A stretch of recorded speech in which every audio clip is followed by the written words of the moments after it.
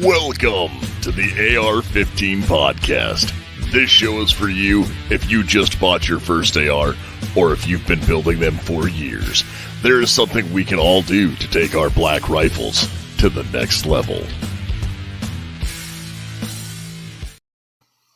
My name is Nick Dooley, and I am joined, as always, by my co-host, Garth Hofer. How are we doing tonight? Oh, just finer than frogs hair. How about yourself? Oh, not too bad. It's starting to get to be that time of year where we're gonna have to be creative on podcasting. Oh, for times. Because yeah, for time. Yeah, not for guests and material, but just for time. Yeah, we may have some podcasts with no Garth. It might happen. Yep. Because we all remember what happened when I tried to do it in the tractor that one day. That was a joke. Yeah, that might not have worked the best. No, it sure didn't. So welcome to another episode of the AR-15 podcast.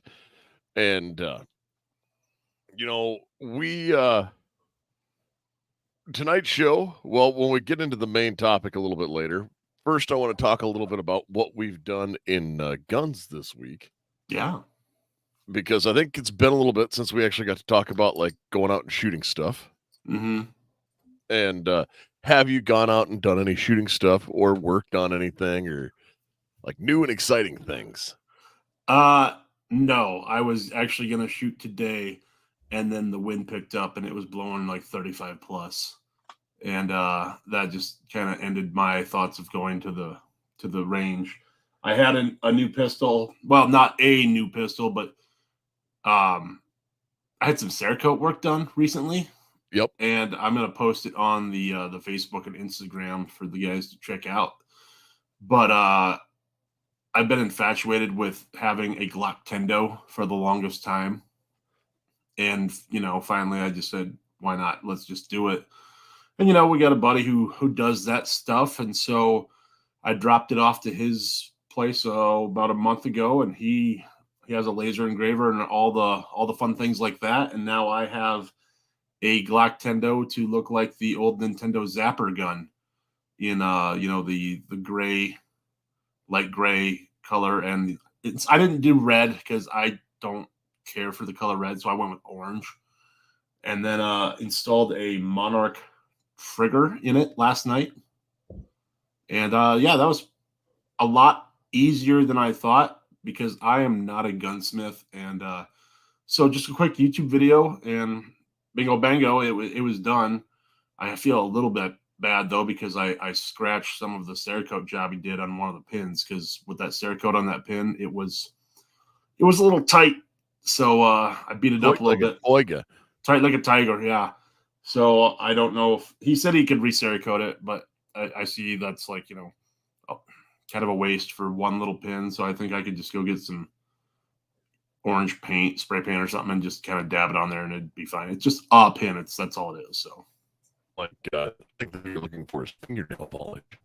Well, yeah, I mean, I've never worn fingernail polish. I haven't looked into it, so I don't know if they make a blaze orange fingernail. I mean, they probably do. I don't want to go sit and dig through Walmart for 20 minutes trying to find the right color. And I don't want to ask someone, because they're going to look at me and go, okay. Oh, I know just the person to do this. Well, that would work too. Yeah. Yeah.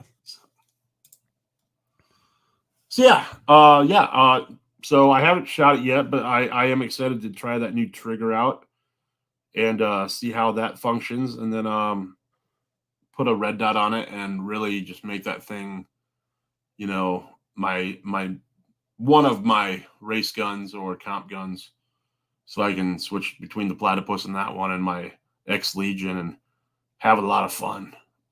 Yeah, but you can look on Amazon, Thomas, and then you know what? It's never the right color you want. Or something. Yeah. So little things. But yeah, that's about the extent of my gun adventures so far. I do need to make time to go out to the range. It's just kind of cutting into the 1 day a week I have, which is Sundays now. So but Well, we were supposed to have a competition Sunday too, but of course, it rained and it was windy and cold, and so that didn't happen either. So I actually would have got to shoot Sunday, but things changed. Tell me about your day off problems. Exactly. Nope. I have made it out to the range. Actually, the family and I went out and shot a little bit last night, just in the evening, and I did not shoot the 308s, just because we went out for a quick trip, and I didn't feel like dragging all the extra stuff with those. So I think when we went to the range last night, I shot a grand total of like 20 or 30 rounds of handgun and about 10 rounds out of my AR because I was too busy with other things. Well, was it a learning experience? There was some learning and training going on. So my daughter's getting into doing quite a bit of the shooting with me, and wants to run some of the USPSA competitions. Mm-hmm. So she was running her 22 rifle, which is an AR she built and has one of the CMMG conversion kits in it. So she was doing ready ups with that at 25 yards and keeping everything in the A zone. Nice. So that's really all I can ask for. And then run a little bit of pistol and just some drills with that stuff. So I was doing a little bit more time teaching and instructing than I was actually working on my skills. Mm-hmm. But how fun was it though? Because really, she's beyond shooting with you. It's a blank canvas, so you can teach all. Well, you don't even have to let her know about the bad fundamentals. Oh, no. So she is not a blank canvas. No, because she is also this goes into one of the hardest things I do is when I have to go to 4-H shooting sports with her. Oh, yeah, because they do positional, like BB gun and CMP style positional shooting. Mm-hmm. So it's okay. I need to shoot standing. So she pulls up, kicks a hip way out, rolls back on it, drops in like the exact form I don't want to have for action shooting. Mm-hmm. Or for, like any of the shooting that we do. And I'm like, I understand what you're doing. You can't do that. And like everything that they tell her to do at BB gun for stance, I'm telling her to do the opposite. Mm-hmm. Because they want you to blade your entire body to the target, not like square up to it. Yeah. Well, was she doing that with pistol though too? Pistol is not a problem because she doesn't shoot pistol in their realm. Mm-hmm. So with pistol, she just knows what dad has taught her. Okay. So her draw is rock solid. And I mean, like, it's like, oh yeah, she's taken 2 to 3 seconds to get on target from a draw, but she's 12. So yeah. Well, I've watched guys at our competition that take 2-3 seconds to get on target. So yeah, I'm not disappointed with her progress at all. She is doing awesome, and we're going to keep working with her and training with that. I also, speaking of training, I have been like, if anyone listening didn't know, I may have I don't know if I would call it an addiction or a love, whatever words you would want to say for training, because I love me some training. And I went out and added a little bit more stuff and added an additional instructor cert, just to so I can teach in our area. And I'm now a certified stop the bleed instructor as well as everything else. And nice. So I've been doing some of that stuff, and medical's kind of been on the forefront of what my mind and what I've been doing, and just pushing through with some other stuff with that. I had some opportunities with work and things like that to kind of push through with more and really allow me to push a little bit more medical training through and get some stuff to better everyone. Yep. Nope. That's I was kind of disappointed I couldn't make that that venture with you, but I had the COVIDs again. Yep. And no, so we ran that. I got my instructor certs done for that, and now we're just leaning forward. I'm excited to be looking up at some other classes I'm going to be taking soon, and if any of you are in the Wiggins, Colorado area, or if you're into night vision, in May, I'm going to go to an event called Nods and Chill. Nice. And that is at Empire Gun Club in Wiggins, Colorado. And if you don't have night vision, they do offer rentals. Well, I mean, yeah, that'd be cool. Yeah. Thomas is just on fire tonight, man. Yeah, Thomas commented, you get the woo flu a lot for someone in the middle of nowhere. Well, you know what?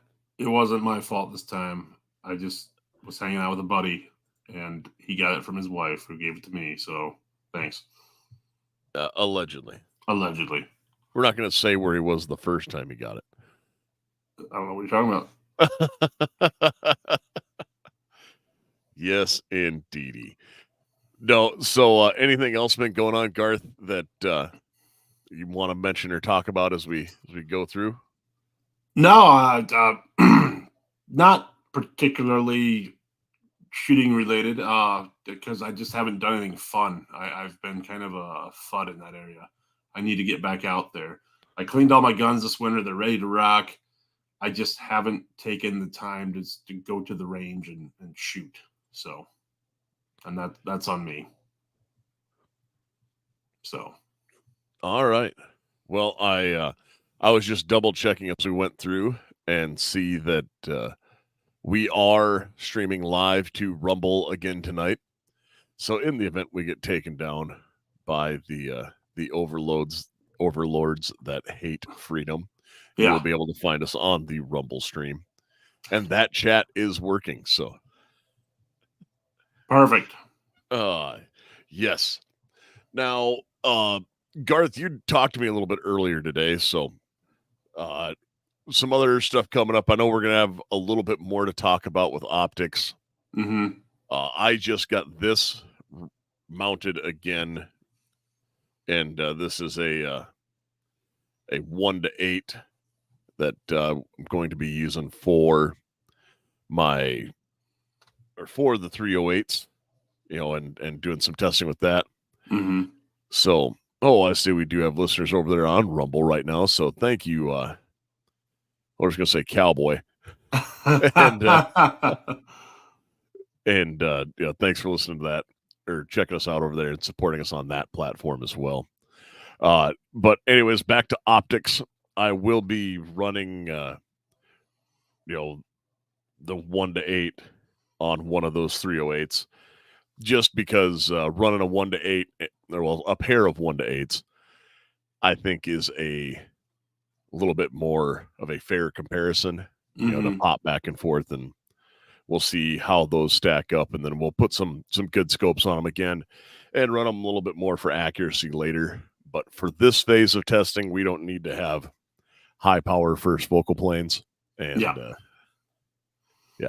so more to come with that. It just might take a little bit because, well, I am going to be busy for a little while because, I have made sure to pigeonhole myself into not having days off. Yeah, well, that happens. So, yeah, you want to dive into the main source of what we came to talk about tonight? Yeah. So, Garth, why don't you give a little backstory? Okay. And I can do that. Give us a little backstory on what it is that kind of had us arrive at this topic today. And then you had some videos, I think, and we might try and play those. No, but No? I'll dive into it. It's fine. We're cool. So earlier today, guys, I got a listener question from one of y'all, Devin out in Michigan. Thank you for this because it struck a chord in my brain. I talked to Nick about it, and we fell in love with the idea. So please do reach out to us, and because we actually do love these listener questions, and sometimes they just become the entire topic of a show. So absolutely. I mean, we've got a couple more in the works, so don't feel left out because I know a few of you guys have given us some great ideas lately. But so the main breakdown of it is Devin sent me a podcast, and I'm not going to mention what podcast it's from. I've never heard of the guy before. I didn't really care for his. Hey, now it's muted. I didn't really care for what he was throwing out there. So, but the host was planning it was a scenario or a hypothetical, or if it actually happened, I don't know. He didn't go into a great deal of detail, but the main thought was there's two police officers in a patrol car. They're surrounded by an unknown number of protesters.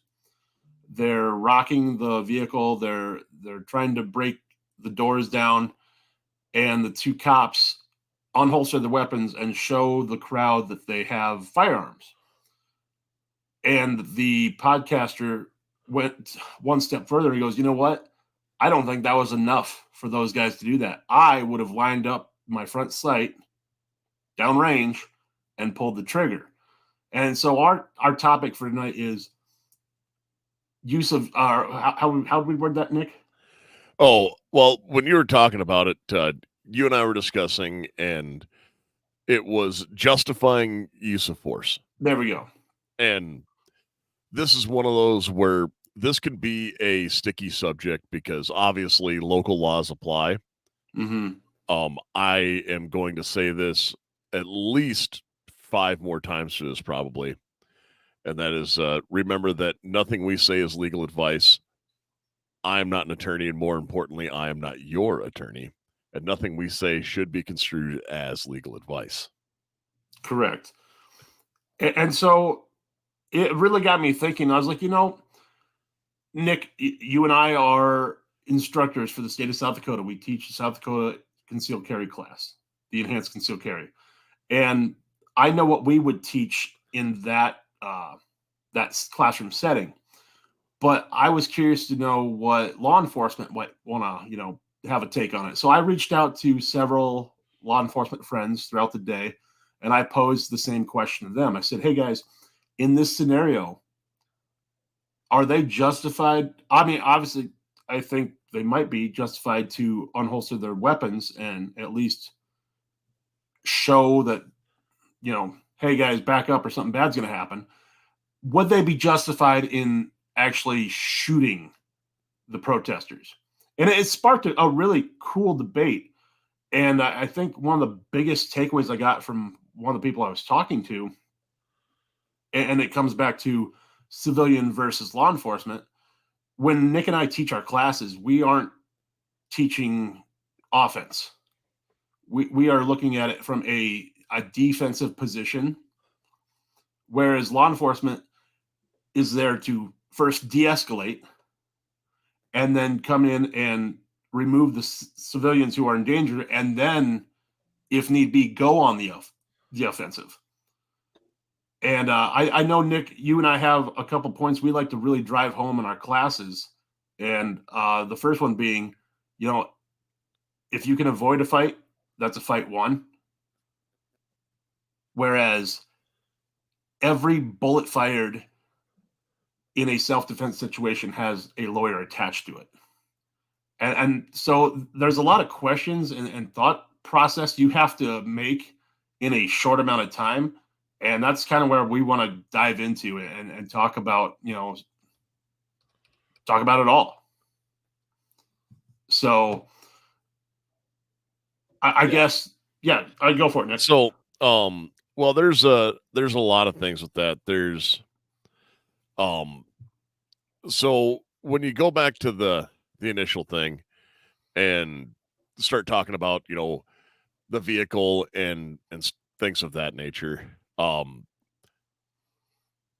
I'm gonna say this: when it comes down to like use of force gets really sketchy because there are certain states that put preemptions into it, like you have to retreat. Do you have a duty to retreat? Like I'm not Mm-hmm. here to argue any of those laws Yep. because again, I am not a legal expert by any means. I I go enough by a little bit, and what I will say is, in order to justify a self-defense encounter, like a self-defense, encounter where you are using deadly force, Mm-hmm. um, the way I teach it is you have to, you know, use what is called the deadly force triangle or the use of force triangle, and that is, you know, means, opportunity, and jeopardy. That means that the violator must have the means or apparent means to cause you or a third party death or grave bodily injury, and then the opportunity, and then they must have actually put you in jeopardy. So this is one where you're not going to have, random, oh, hey, yep, this is, as you're going through pushing things, it's not stopping and going like, oh, yeah, that guy has a gun. Look at him. He's obviously putting me in danger. Yeah. Because they, it's a guy open carrying at Walmart. Mm-hmm. Like, does he have the means? Yes. Is there an opportunity to be? Maybe, but he hasn't actually put anyone in jeopardy. Yeah. So it's means, opportunity, and jeopardy. Now that is the deadly force triangle, and then and yeah, it's the same that law enforcement uses for the deadly force. Exactly. That's how I. So as Cowboys is talking here, that's how I would like to put it and go through, because that is how I like to teach it, because it's not something to be taken lightly. Mm-hmm. Now, that said, there are arguments to be made whether brandishing, or showing that you have a firearm, whether or not that is use of force or not, especially like in your vehicle. Yeah. Because like there are states that have laws like our state. If someone tries to enter an occupied vehicle, it is presumption of fear is automatically assumed. So if you try and break into a vehicle that someone is in, they will have to. It's automatically assumed that you are in fear. It's not oh no, like they're gonna break into my vehicle and deliver me Girl Scout cookies. Like those things aren't happening. But when you push through the rest of it,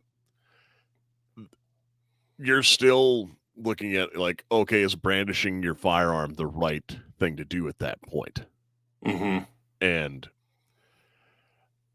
I will say sometimes yes, sometimes no. Like hopefully brandishing a firearm could make them go away, like leave. But the other part of it is I've routinely said that if you're in your in your pickup or something like that, you are at a it's exactly again here. Some law enforcement will say if you point a gun at someone, it's use of use. Others will say as a show of force, and I can say both of those are conceivably correct. I can see how that would happen. Yeah, but then you got to look at the other side. I mean, if you do brandish a weapon in a civilian sense, a defense attorney is going to pick that apart because they're going to call it intent. Well, constructive intent is a weird thing, but we're not here to argue legal stuff. I agree. And, I'm just saying that's a possibility. the one thing I will say is if you're in a vehicle, if you're in a vehicle, like this happened in Minnesota during the 2020 riots, Mm-hmm. and it happened in L.A. during the Rodney King riots, where a truck driver was quite literally taken out of their big rig and beaten on the side of the road almost to death. Yeah. You're in an 80,000-pound death machine. How is a 200-pound human getting in your vehicle? And that is, that is one of the things I will say is, granted, we have, societal niceties built in saying, oh, we're not going to ram these people, we're not going to run them over, and I am not advocating for anything of the sort. Mm-hmm. But if you feel your life is in danger to the point that you're going to draw a firearm, I'm going to hit the gas pedal. Well, that's just it. I mean, again, it depends on a situation of scenarios, but if it's just one loony bin guy beating on your window with a knife and there's a clear path, it's pretty easy just to push the gas pedal and leave the situation. But again, in this certain scenario that we've been talking about, obviously there is going to be repercussions no matter what choice you make. But at the end of the day, hopefully you get to go home. That's the main, idea behind Yeah, it. and again, this is one of those where I will say, anytime you get into this, situation will dictate. Like and situation dictates because, well, let's be honest, Garth, if you and I are driving along in the pickup Mm, and a crowd of people jumps around, I'm going to react quite differently than I am if my wife and kid are in the vehicle. that's very correct. And it's because it's going to be like, yep, nope. And, we're not going to be in that position. But Hmm. whereas I will be a lot more cavalier with your life than I would my wife and daughters. Yep, And don't take that the wrong way. none taken. No, I totally understand that because again, it just plays into situations. You have to account for everyone that's there or not there. It, if I'm by myself and I travel alone quite a bit, find myself in that situation, I'm going to weigh my options a little bit more. But again, like you said, a 6,000 pound pickup, how is a 180 pound human being able to reach in there unless they actually have a weapon of some sort and they're actually causing damage, breaking windows, popping tires and stuff like that, where the vehicle might be disabled. Then we have a new scenario. Yeah, now we've crossed a different Rubicon. Yeah. If it's 10 people shaking my vehicle, I'm going to put it in gear and I'm going to drive. Now, granted, of course, we take this looking at the juxtaposition of the area that we live in and drive in most commonly, Yeah. where we are fairly remote. Even when we're in town, like we're not in bumper to bumper traffic ever. No, we'd have to drive 3 hours and hit it at the perfect time of day to find ourselves in that situation.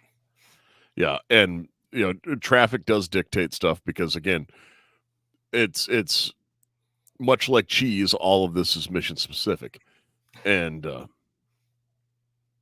when you're getting into specifics of that nature, it's very easy for someone in our living where we do to be like, oh yeah, I'm just not going to let them get in front of me to get stopped because it's we don't have bumper to bumper traffic and Mhm. I'll just drive around them because if there's 15 people stopping across the highway, they're probably going to move. Yeah.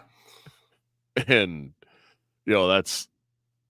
that comes into where protesters are blocking highways, and then you get into like ambush and counter ambush tactics and things of that nature. And Javelin Fangs says cities suck, and he is correct. But when you're looking at those types of things, again, like we talk a lot, or quite a little bit about preparedness, or like what we carry with us for different situations, Hmm. and responding to things of this nature. I have responded to a crazy person stopping a vehicle before, Yeah, it's something else. and it was I was in a very odd situation when that happened, only because like when I when I was in like the moment of that situation, I was on duty. Like Hmm.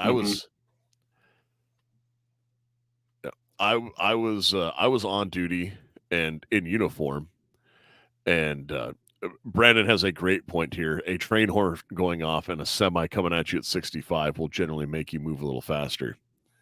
And that is correct.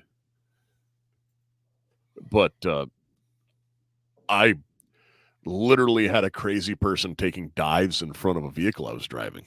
Yeah. And when this happened, like, I locked up the brakes because I was like, oh, what's going on?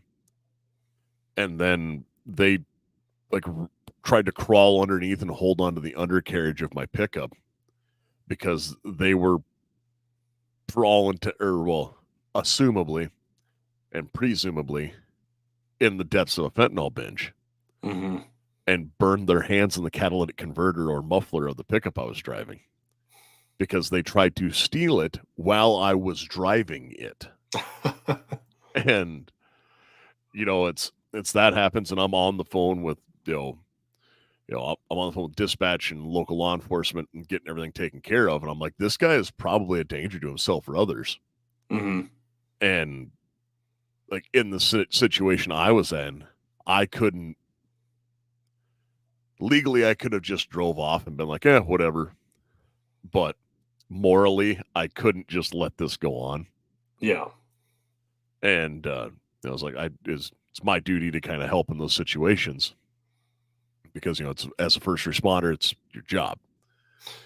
So I was sitting there going, all right, well, this is happening. And when law enforcement showed up, a state trooper showed up, and we went through and they saw him, and like they knew him by name.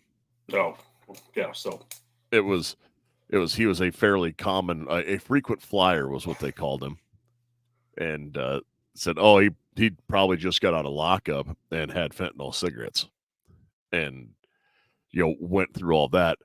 But that goes down to, I asked some of these same questions of, all right, what do you do with this? Because that's a scenario where it was in kind of a rural area and someone is flailing around blocking traffic, but arguably not providing a danger other than a nuisance to other motorists and could have caused an accident.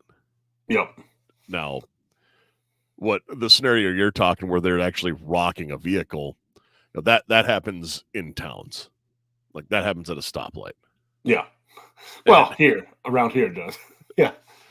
Yeah, that's what I'm saying. There's a traffic control system in place that would cause that to happen. And it's not just like people come out of the cornfield and start rocking it as you're going down the road. And realizing the different worlds and things of that nature, I will still say that even in a situation like that, a fight avoided is a fight won. And the number one thing that I will say is if you ever find yourself in a situation like that, now granted the situation you were talking about was law enforcement, and they were arguing, and we've had, they were law enforcement and they've had things going on. But if you are a civilian and you encounter a situation like that, the number one thing you should do, call 911. Get on the phone with 911 and just leave it on. And, because then everything is being recorded. And that is the number one thing I can say is if you're involved in something like that, like call 911 and stay on the line.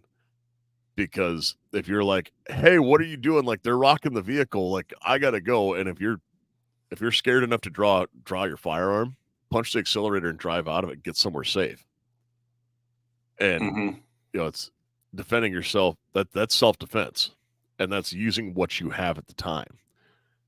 And being able to do that. Like there are defensive driving techniques that you could go into to, drive here and make sure you have enough room to, operate around a vehicle in front of you if it comes disabled, and et cetera, et cetera. Like there's tips and techniques that I can get into with that.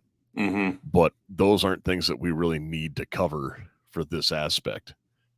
It's, again, call 911 and then start there and start pushing from that. And to piggyback on that, Nick, a little bit, had a fire training last night, and we did excavation training of a car wreck. And we sat around afterwards, and we were talking about the things we could have done better, the things we did that we liked. And one of the guys had a really good point as a first responder, and he said, "Don't make their emergency your emergency." And I think that's a really valid point, and that can be applied to gun owners as well, because not only if you find yourself in that situation, or if you see that situation going on, I like your aspect. Call 911 first. Have a witness on the phone so that you're able to have, one, a recording of the events, and two, that they can hear your commands of get away or please stop or someone needs help, in that regard. And so I guess the second thing of gun owners that they really need to be aware of is anyone who carries a gun, don't do it to be the hero. That's not the point of why I carry. I know that's not the point of why you carry. We carry because we are here to protect ourselves. Don't go looking to be the guy to stop the bad guy. That scenario only works out in the movies, and even in the movies, it doesn't work out all the time. A gun is not a solution, but a final option. Exactly, 100%. So if those are your motives of why you're into guns, and you think, oh, someday I'm going to be that guy, you're better off just selling everything you have right now, because those aren't the people I want representing the gun owners of America. Hands down. Well, and but we say that, and we've been educated, and we've done this in a lot of training and pushed through a lot of those things. But let's get down to brass tacks. At one point in time, like when you were a 16-year-old kid who didn't know anything. Oh, 100%. I am guilty of it. I know, because I know everyone's thought of it, but it shouldn't be the motivation of why you carry. No, 100%. It's I carry every day, and it's no secret that I carry a gun every day, and it's I have this. I've shot way more badgers and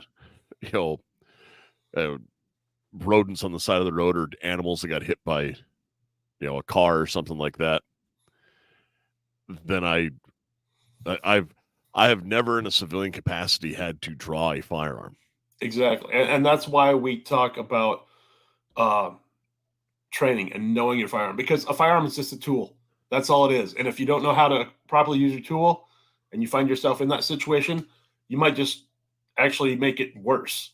And that's why we preach training. That's why we preach practice. That's why Nick and I live it. Nick lives it a heck of a lot more than I do, but I'd say I'm a better shot than the average guy out there, just because I know what I can do. The firearms I carry with me, I get laughed at for, because they're small pocket pistols. But I know that I can hit a target, Ipswich-sized body target, anywhere from 10 yards to 40 yards with every gun I carry. And I'm completely okay with that. Am I going to take those shots in a real situation? Probably not, because you don't know, again, in the situation of the car, you could fire and protect yourself, but then you've got to think, backdrop. Who's behind those guys? What innocents are there?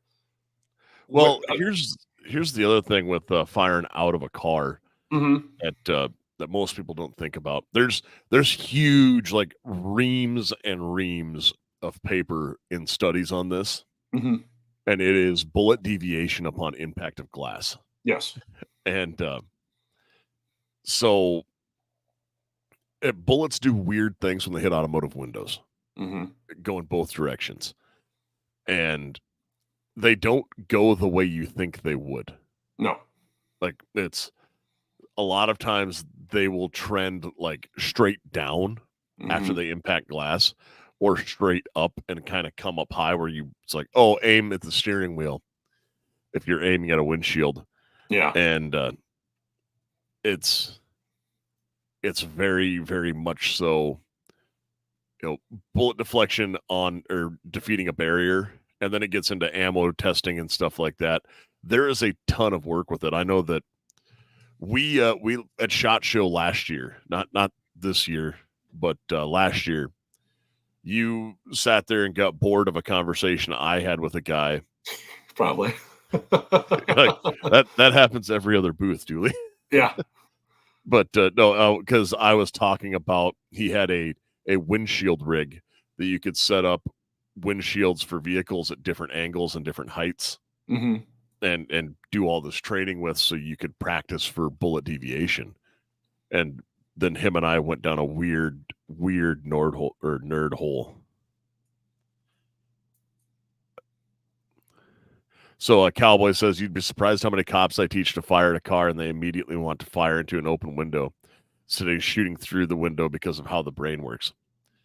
Exactly. That is a very much so true thing. I've taken one really good class where we shot like in and around a vehicle and like through a windshield. And the first round went through the windshield, and then you shoved the pistol through it and kept firing to keep hitting your target instead of going through all of that. Glass does goofy things to bullets, and I'm just going to leave it at that.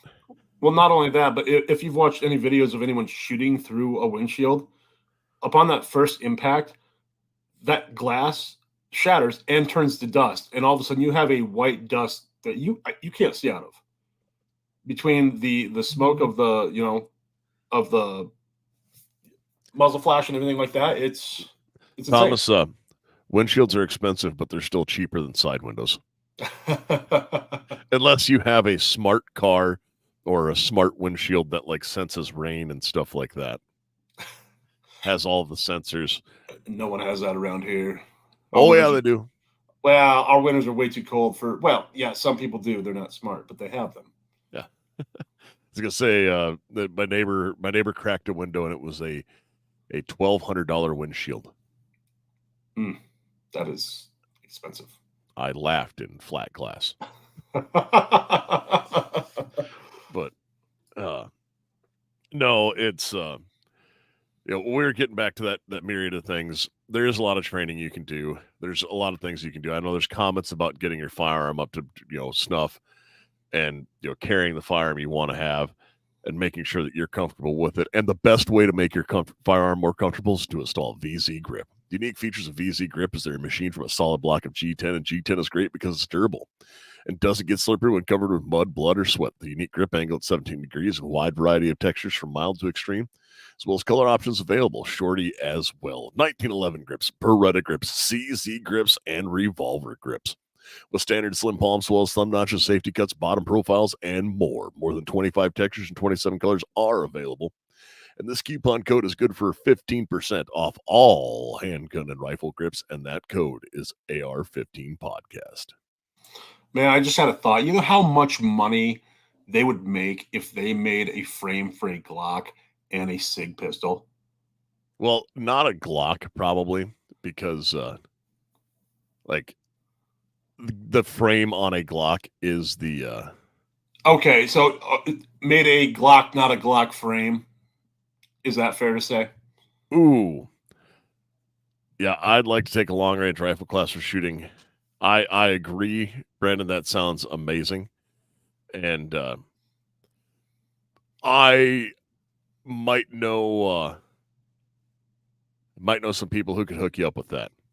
It'd just be a matter of talking to some junkyards and building a jig and getting some windshields.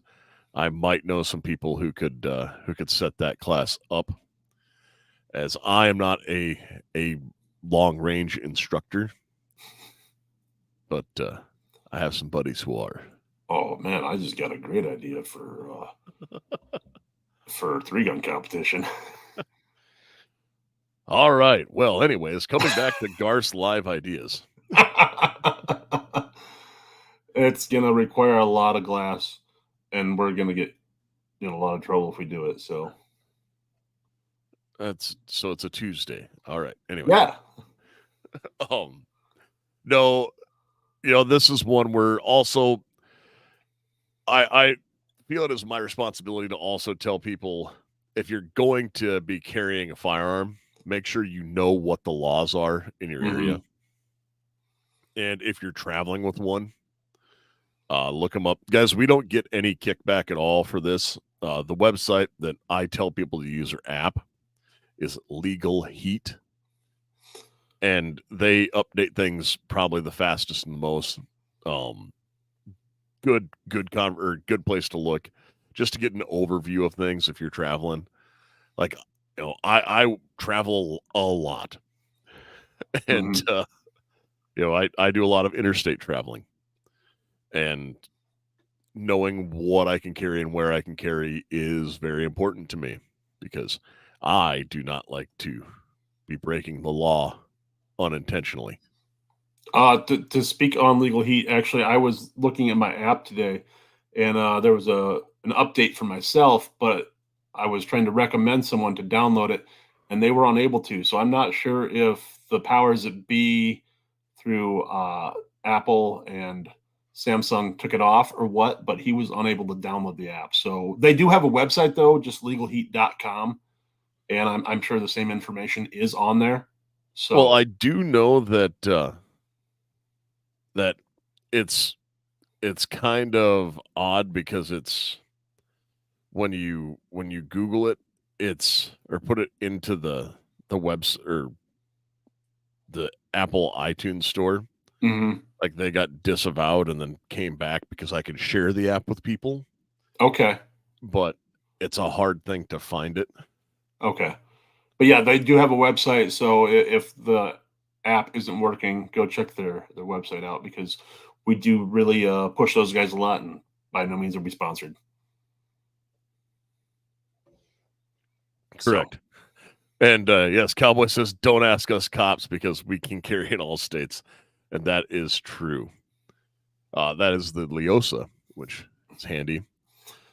And Brandon made a comment about Tyler, who is on and who's currently deployed and will maybe off doing other things. The Burris Eliminators, I played with an Eliminator 3 back in the day, mhm. and I haven't looked at the Eliminator 6. I do like I think they're a little bit better form function maybe than what the original Eliminators were, just because they're doing a lot with how all those look now. Yeah, I didn't even know they made a 6. I have a few buddies who run the 3s for coyote competitions and long range shooting with those, and they absolutely adore them because they have the built in rangefinder right in there, and Yep, they're and, fantastic. and this is again the 6 is I think the same thing. But I think they changed how it is. As I keep going through and read here, give me a second while I read this so I don't misspeak. No, that's fine, man. I long range isn't my jam, so this, it's not for me.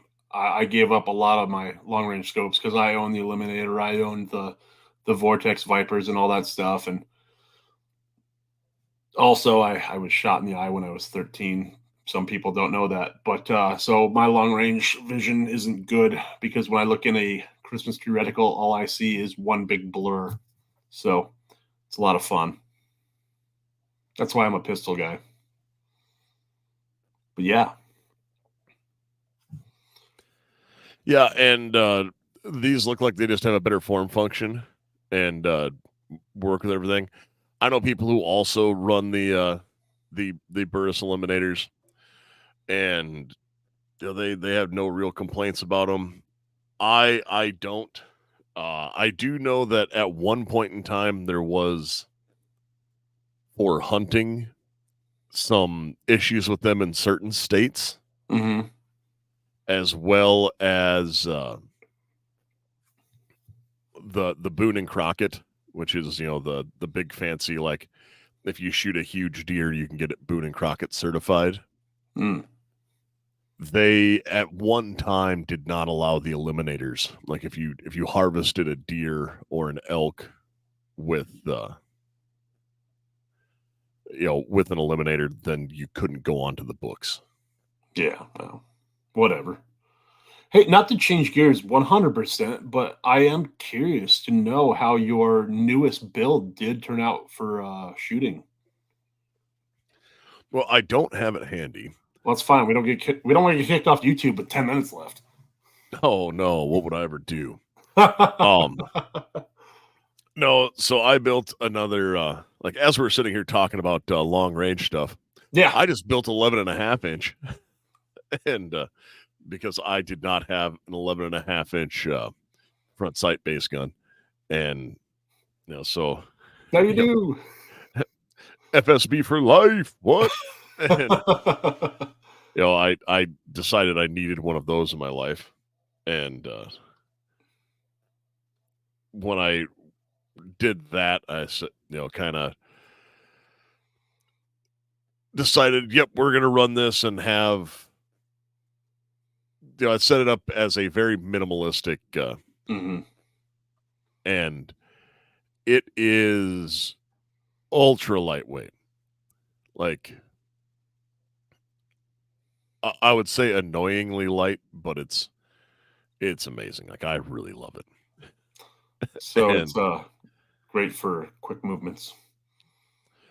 Oh yeah, like my wife grabbed it. And she goes, "Why is yours so much lighter than mine?" And I'm like, "Well, you see, so what had happened was this is and now she's like, build me one. no, she's not. Okay, just checking. Yeah, I am looking though because I did find something else new that I might need to change out on that rifle already. No, that'll happen. Because since I have the front sight base on it, I do have a the handguard is M-lock capable, so I have a M-lock light on it. Mm-hmm. But I did just see a different buddy of ours sent us a link to some quad rails that I can snap onto it. Quad rail gang. Man. Yeah. Oh boy. It's just going back to my full-on GWAT. Like, oh man, it's gonna be so gooched out. What are you talking about? So gooched out. It'll be with like technology from 2007. The retro's coming back in, brother. Yeah, I realize that, and it's like the stuff I like is finally getting cool again. Yep. And no, I know you also had talked about doing a new build, and not necessarily a new build, but when the whole pistol brace thing went down, I said, okay, well, I'll just fix that. And I ordered a 16-inch upper from Palmetto State, and then I never, then I just had my upper receiver for my pistol. But now that the things have switched around, yeah.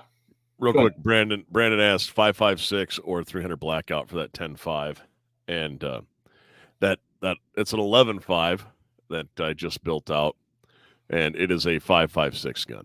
I have a 10-inch 300 blackout barrel sitting over there in a parts bin that I've had for 2 or 3 years, and I have one 300 blackout, and I should build a 300 blackout pistol because that would be super awesome to have a subsonic short barrel, 300 blackout.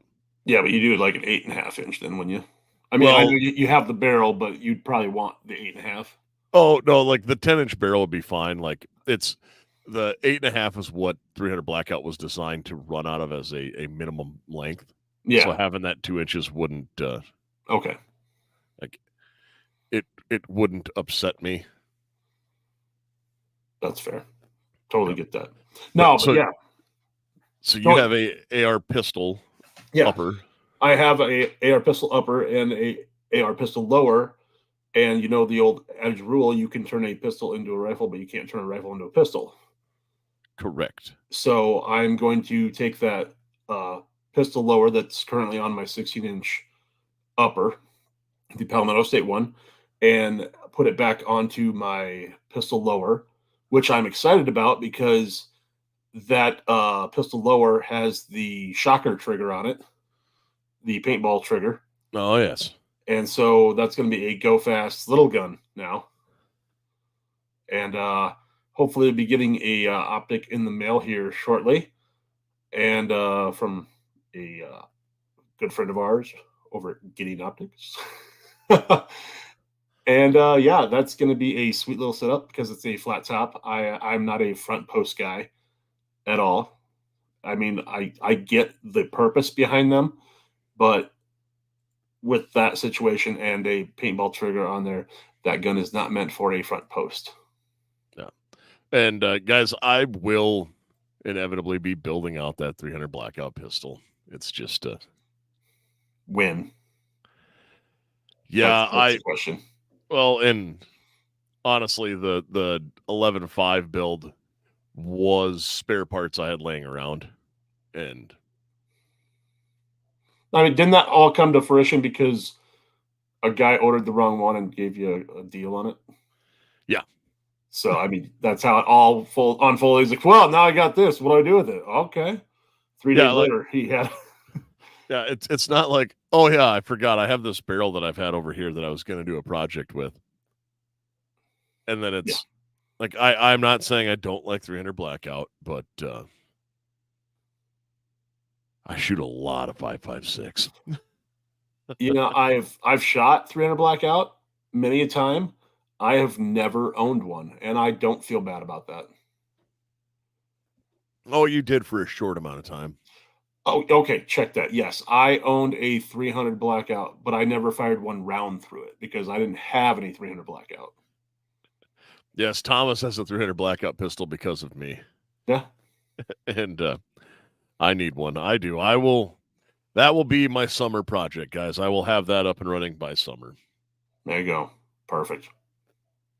I'm sure you've already got a can that's going to be dedicated to it too. Well, maybe not dedicated. Oh, okay, but well, if it's one of the Yankee Hills, then it doesn't have to be dedicated. Yeah. So that'll work just fine. Or my Gemtech. Or that too. Yeah. Yeah. So Brandon, I actually have one of my Dylan setups is for 300 blackout subsonic, running a 209 grain, and yeah, and my cans are none of the above. I have cans in Trust, and then I have shop cans. Yeah. Well, I went with the Trust right away because of loopholes back in the day, but now it doesn't matter. You get fingerprinted no matter what. So I think I have individuals and trusts, and it's gonna be a mess someday if I ever try to gift them to a family member ish, if that's a thing. Well, it is, but it's when you die. Yeah, I know, but that's so it's going to be a mess, not for me. Yeah. So that's fair. Yeah, that's what I'm saying. So, well, Garth, do you have anything else to add tonight before we start to sign off? No. Yeah. Sorry, guys. We kind of went down a rabbit hole of what if tonight. Again, Brandon, some individuals are going through within days. Some are not. I still. There is no rhyme or reason as to why they're going through. Hopefully, everyone gets lucky when they go through. Yeah, no kidding. But there are no cans in stock at the moment. Yeah, weird. So, like, if a guy had a can sitting down here, and like, just had to come down and do some paperwork, like, there's a very high probability they could have it within, like, under a month. Mm-hmm. Yeah, that's cool. No, but yeah, just to reiterate the two biggest points of the night for me, bud. A fight avoided is a fight won. And if you are in a self-defense situation, just remember that every bullet has a lawyer attached to it because things get crazy. Yeah. And if you get in trouble and need to use self-defense, call 911, like, automatically. Mm-hmm. Oh, you know what we should actually also mention? If you guys do carry, look into some carry insurance. I know Nick and I both use Second Call Defense. They are fantastic. They have a whole bunch of different plans, from single plans to family plans. and they're fairly reasonable priced, and they are definitely worth checking out. Yep, Second Call Defense is where it's at. That's what I use. It's like hair club for men. Not only am I a member, I'm a part member. Yeah, but no, that is something worth looking into. And guys, so again, call 911 and expect a self-rescue. You are your own first responder. So get training. 100% get training. Absolutely. Yeah. I have nothing else for that. Garth, or anyone else they need to check out? Yeah, before we take off, guys, go check out Patriot Patch. PatriotPatch.co, guys. Their Patch of the Month Club is fantastic. Nick and I are both members of that. I love getting a new patch every month. It takes a lot of guilt off me because for a while I was patch crazy, and now they show up in the mail, and I don't even have to think about it. And Jake and those guys over there do a fantastic job. So go check out Patriot Patch, patriotpatch.co, and support their business, please. Okay, real quick here, since Abel jumped in at the end. How do I feel about 6.8 special, or do y'all stick to certain calibers? 6.8 special came about because people started asking a question, and they tried to make an intermediate rifle cartridge more like a battle rifle cartridge. In a AR-15 platform, they break bolts. It's not a matter of it, like it's just a matter of when, not if. 6.8 special, 6.5 Grendel, they all break bolts. There's not enough material on the bolt face. I primarily shoot 5.56, and then I do have a 300 Blackout, as I said earlier. 350 Legend is neat, and like I have no problem with some obscure boutique rounds, but I buy cheap and stack deep when it comes, and I mean, before we ever got on the show, guys, we were both 5.56 for life. Yeah, and like I hope to have ammunition at a generational wealth, and I know I have magazines there now as well, but that's my 2 cents on that. But Garth, you have nothing else to add tonight? Where can they find us? They can find us at AR-15 Podcast 2.0 at gmail.com, AR-15 Podcast on Facebook, AR-15 Podcast 2.0 on Instagram. I don't know our Twitter handle because I don't have Twitter because I don't follow that liberal company at all. So it's AR-15 Podcast, I believe. AR-15 Podcast 2 on X. There you go. Yeah. Do you use the Twitter machine at all? I do a little bit. There are things worth looking at over there because they are a bastion of freedom, because they are not blocking free speech anymore. Like that is, well, since Elon Musk bought them, and that's why everyone had a meltdown. Because I know there are a lot of people who now just get on fights on Twitter, and that's how they get down. But and also, guys, go check out the network itself. We are on the Firearms Radio Network.net. We have a lot of great affiliates over there. Go click through our links. We get paid very little if you do, but we any get money paid helps. Like tenths of a cent. Tenths of 1 cent if you click through, but it does help, and it doesn't cost you any more. So, like if you're gonna go order your PSA dagger or your next thing of that nature, make sure to go over there and do that. Also, guys, keep listening. We will have more content on the Anderson, 308 and the PSA Saber 10 as well, coming soon. Might not be next week, but maybe the week after, just because I'm gonna go do some Army stuff for a while again, which is why we're coming to you a night early. Yeah, I'll be gone for a couple days, and with that, guys, well, I have nothing more to add. No. Do you, Garth? No, we're good. All right, you folks out there, you stay safe and stay armed.